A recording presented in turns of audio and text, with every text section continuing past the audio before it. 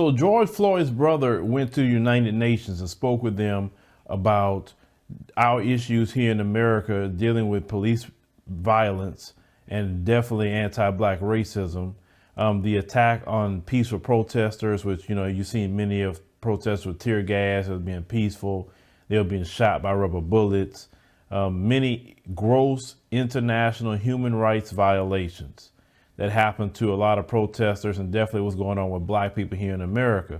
You have to understand the way we're living here in America and being constantly under siege under anti-black racism and the enforcement wing of white supremacy would be the police is a lot of human rights violations. Let me tell you something. If the images and pictures and video will come out of other countries, exactly what America does to black people, they will go and say, oh, look at what their government are doing, their people. Oh, the police is horrible in that country. This is not democracy. And they will be saying all kinds of things about these other countries. But when America constantly has been doing this for hundreds and hundreds of years to black people, and now the world is seeing this in real time, what's happening to black people in America, as seeing us being literally singled out for nothing more than the color of our skin. Yes, a lot of people all over the world are talking, and black people in America are just at their wits' end with the whole thing. Why do you think all the protesting started and the uprising has started? Because black people know that they're not protected by the government. They're not protected by any kind of law enforcement, because law enforcement really don't exist for black people other than to oppress and kill us. Let's call it what it is. See, the reason why the Karens and all of them love calling the police because they feel protected by them. We don't have that luxury of being protected by the police. Why black people don't even like to call them. For what? You may be calling in your own death. How many times have we seen stories where black people call the police and the police come out there and either beat up and harass them and they the one called, or they have been killed for calling the police. So we don't have any kind of protection from the police, yet our tax dollars come out and pay their salaries, and yet they treat us like crap. You understand? So George Floyd's brother had talked to the UN Human Rights Council, and he was expressing these matters. And the human rights chief said that she urged countries to confront the legacy of slavery and colonialism and to make amends for centuries of violence and discrimination through reparations. So this is not really the first time they have said that they should pay reparations, but they brought that up again. So they said they was addressing an urgent debate on racism and police brutality at the UN Human Rights Council in Geneva. And the woman that's on there is Michelle Bachelet. He said, call on countries to examine their past and strive for better understanding and say the scope of continuous systemic discrimination. And she pointed to the horrible brutality on display at the killing of George Floyd. Now, we know what happened to George Floyd. I mean, that video went all over the world. We know the cops that got arrested by now, and the cops got arrested not because of you waited to November to vote for a politician and putting your justice on hold, but you took to the streets, you demanded the politicians do something, and that's why that happened. As I told you guys before, you don't have to wait to a particular day to vote for somebody. You can make the politicians you have in office right now do something when you apply enough pressure. And you guys did that. And even the world looking at America funny with that one. So they say the system that in the symbol of systemic racism has been emblematic of the excessive use of disproportionate force, of the race soldiers against black people. And against also other racial and ethnic minorities, they say, in the country across the globe. That was what she said.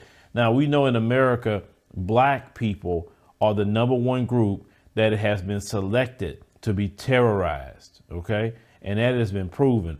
Black people for the same crime as the Mzungu counterparts get put in jail longer than them, okay? You look at every aspect of society and you will see how black people are literally singled out and treated. And I look at the hundreds and hundreds and hundreds of years that black Americans have been fighting in this country, fighting from the time of the transatlantic slave trade, fighting, with revolts and slavery, constantly fighting. Every step of the way we have fought. And for me, at least, when do we ask this question? When do we know that is it time to rest? We lost so many ancestors. We lost so many people. And we're still fighting for hundreds and hundreds and hundreds of years. It's just a question that we really need to start thinking within ourselves. Because I thought about that question. And that probably needs to be a longer conversation in itself. But they were saying that behind today's racial violence and systemic racism and discriminatory policing, which I would say is not discriminatory, it's anti-black. It's not discriminatory. Okay, if it was discriminatory, everybody would be treated the same, but they're not treated the same. Okay, and they said it's still, connected to, it's acknowledging, legacy of slavery, colonialism. Listen, they acknowledge slavery exists. They acknowledge all that. It's not about an acknowledgement. They want to continue to practice the same type of slavery for the most part to black people, minus us being on a plantation. Now, it says she stressed that they need to make amends for centuries of violence and discrimination, including through formal apologies, truth-telling processes, and reparations in various forms. Well, listen, reparations definitely need to be multiple things, but the first thing needs to be cash payment to heal the economic damage. And the reason why cash payment is because every group that's ever came into this country, white people didn't burn their cities down. White people didn't go burn their businesses down. They didn't have their men lynched for just doing good for themselves. They didn't have any of the, every group that come in here and quote unquote work hard. They have been allowed to work hard and build whole economies in America. And they separate themselves from the Mzungus, okay? They do that. No one bothers them. There's not one Chinatown in America that have been burned to the ground. Not one, okay? They haven't bombed them from airplanes. They ain't sent no armies in there. The Chinatown never had to worry about their men being lynched and all of that. No, they never been ran out of their neighborhoods like black people have. Black people have lost so much at the hands of the white supremacists. This is why reparations is due. No other group can tell our story. None whatsoever. Okay. So they were saying that George Floyd's brother had asked the United Nations, he said, to set up an independent commission to investigate the killings of African Americans by police. He said that I'm my brother's keeper. He said, you at the UN. He said, are your brothers and sisters keeper in America? He said, you have the power to help us get justice for my brother. He said, I'm asking you to help him. He said, I'm asking you to help me. He said, I'm asking you to help us black people in America. He said, I hope that you will consider establishing an independent commission of inquiry to investigate police killings of black people in America and the violence against peaceful protesters. Now, he said his brother also denounced police crackdowns on demonstrators. He said, when we dared to raise our voice, he said, in protest, he said, for my brother, he said they were tear gas. He said, run over police vehicles. He said, we talked about several people lost their eyes, suffered brain damage with rubber bullets. He said when they tried to arrest they voices in protest, the treatment of black people in America, they get silenced. Okay, they're shot and killed. And he said his brother was one of many black men and women has been murdered by the police. Now, he's also African countries, all of them have gotten together and called for a council to ask Bachelet and other UN rights experts to investigate racism and police brutality in the U.S. But they say, but the potential support, they say, for their draft resolution is unclear because the United States itself withdrew from the Human Rights Council. Trump, he wants to not want to be on the world stage because let me tell you something. That's the path to authoritarianism. When you don't want to be with the global economy and moving as one in global harmony and want to separate yourself, that's what he wanted. He wanted to be separate, and that's why he talked about all this America first and not globalists and all of that, because he and those that think like him don't want to be accountable to nobody. Understand? So now they said a number of America's allies is actually on the Human Rights Council, but when it comes to the African resolution, they didn't feel comfortable with it because it singled out the U.S. Okay, well, what other countries need to be put on that list then? The reason why they put the United States, because they have a long running history of doing what they're doing to black people. I'm not saying other places don't do it, but we have a long documented history of what's been going on to black people. Now, I said Bachelet herself did not speak out specifically in favor of the draft resolution, but she did stress the need for decisive reforms. Well, this is the thing, you know, they definitely gonna walk a fine line criticizing the United States, most of them. You know, even though they can look at George Floyd video and say, oh man, it's utterly wrong. You know, you can fly to different places and go to different parts of the world, and you can probably meet other, even Europeans, that tell you, you know, they have told me when I met a few of them in my travels that how racist this place is. And they even said, I don't know why you guys even fooled that place like that. You know, it's kind of hard to answer those questions. Now, some of you would say, well, you know, we built this country. This is home. This is this. This is that. But once again, you have to ask yourself this question. For hundreds upon hundreds of years, our people have fought. Our people have not crossed their arms. Our people have fought. And we're still fighting the same fight our people fought. Okay? Way back during the plantation days, they fought. You look all the way up after slavery, they fought. Reconstruction, they fought. I mean, all the way up to the civil rights movement, you know, all the Jim Crow, they fought. After all of that, we're fighting. You know, after civil rights movement, you know, you go through the 80s, the 90s, the 2000s, still fighting. The 2010s, still fighting. 2020, still fighting. Okay? Many brothers and sisters have died. Many brothers and sisters have went to jail fighting in the struggle. We know this, okay? You know, Martin Luther King, peaceful as he was, got a bullet to his neck. It don't matter how peaceful you are. It don't matter how radical you are. The end result is in this fighting, in this struggle, in this country, they don't want you free. They don't want me free. They have proven that time and time and time and time again. And it's like we're circling the same old story. It's that we got basically it's new technology, new fresh faces. But as I sit here and just watch my people die constantly, okay? Because for me, I'm tired, okay? And I'm pretty sure a lot of you tired too. And I do this stuff, you know, I've been reporting on these hundreds and hundreds and hundreds of black people dying for years. Even though I don't know most of these brothers and sisters personally, I don't. But just to see people that could be my brother, people that could be my sister, my cousin, etc., right? Just to constantly see them dying unjustly.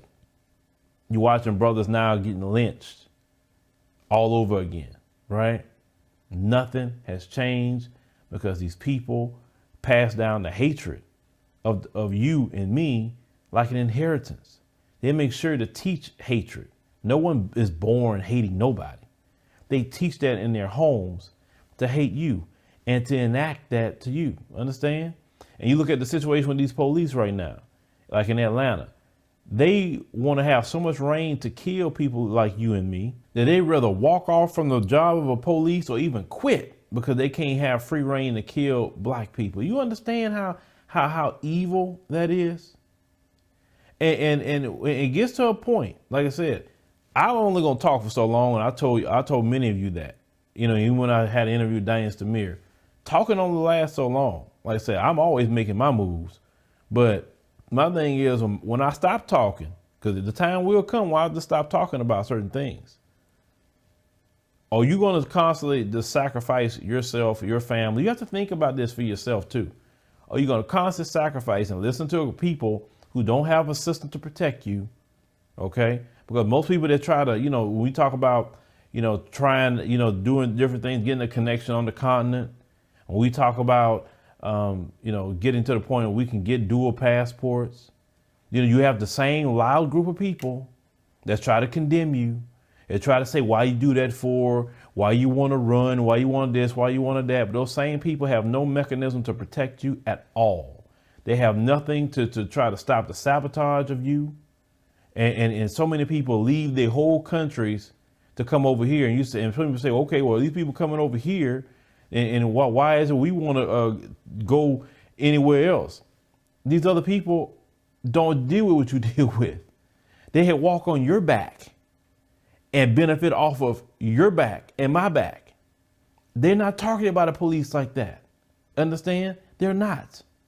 So they come from their countries and they look at us as, shoot, black people, that's their problem.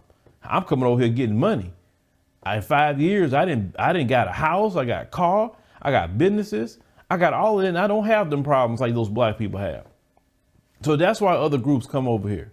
And I will say this much, black Americans are more the target. I will say that, because even black immigrants will come over here and they're not the target like that. Why? Because they thoroughly vet them when they come in. Why? Because they can always kick them out. You and me is the one that they can't do that with. We're the target. And of course, when I'm talking, I understand now I'm only talking to the entrepreneur-based black people, because you can't go to no continent and talk about getting a job, because they have taught us not to even think for ourselves, because all that just having getting a job mentality, that's living here, that you got to go to school and do everything to go work for somebody else instead of being able to create your own job or having that creativity to create your own job. We have a lot of businesses here right in America that's created by wonderful black people. They can take those same businesses to the continent. What I'm saying is, I'm looking at all this, like say George Floyd. I'm looking at, yes, a lot of people are fighting. A lot of people try to do a fundamental change. But as I keep looking at it, and we keep looking at protest after protest after protest, we've seen this before. Most of the protests and uprisings that happen in America is always behind race soldiers, period. Always behind them. They don't care how much you damage something or whatever.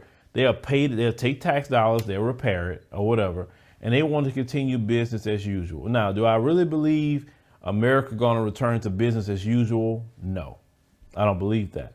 I believe a fundamental change is happening in America. I see it. It's going on. And trust me, they don't like it, because I go and look at all what they say too. Just like they over here watching what I say, I go watch what they say. I go see what they're talking about on their publications that's out here, okay? And they don't like it at all. That's why they're retaliating. That's why you're seeing brothers being lynched. That's why you're seeing people being attacked at protest and the race soldiers standing there, even if they're attacking other white people. My thing is for the people that say, hey, enough is enough. I want to go and have an exodus for myself, or me and my family want to have an exodus. And I get emails and Facebook messages from you, for a lot of you brothers and sisters who feel that way. Don't let nobody shame you on that. Matter of fact, don't even, if nobody is on board with that with you, don't discuss it with them. Just say, hey, you do you. And you want to take that risk in Babylon, that's you. Because even at the Human Rights Council, which what happens to us is gross human rights violations. It is gross human rights violations that happen to us, okay? They still won't make any action with it. Let's call it what it is. Because Malcolm X, remember, he was going to United Nations as well to discuss literally the same issues and the same problems. These people don't want to change. These people don't have no inkling to change. And that's why for me, at least for me, I understand that we have to got to get that dual passport. We have to get set up in an African nation. That's just bottom line. I mean, people could listen, Amun Ra, and shout out to Amun Ra, and may he rest in power. Amun Ra spoke a lot of sense to me in Kenya. And I couldn't argue with Amun Ra. I couldn't do it. Because everything Amun Ra said, nobody can argue with him like logically. You just getting your feelings and like to argue about things that, I mean, look at how they responded to the coronavirus. Didn't handle anything. Horrible response. Horrible. Constant being just, it just, I can go on and on with this. This video will be much longer than what I want it to be right now. But what I'm saying is we have to sit down and look at, what we're going to do. Like I said, I'm not going to just always talk about this, but you have to create a solution for yourself. If your solution is to just fight it and hopefully you make it to the end, with dealing with these people on a sinking ship, that's your choice. And do that. My thing is just leave people alone, that those that say, I want to go to the motherland and I want to start building there. I want to do something there. and had this dual passport, no different than the Jewish community had they do a passport. They do stuff here and in Israel. Why can't we do it? That's the only thing I'm saying about that. But leave me a comment, let me know what you think about the situation with the UN is saying they should pay reparations, but you know how that goes. Like I say, America don't answer to the UN. They don't. Everybody else has to answer to the UN and the International Criminal Court and going to the Hague, but not these people.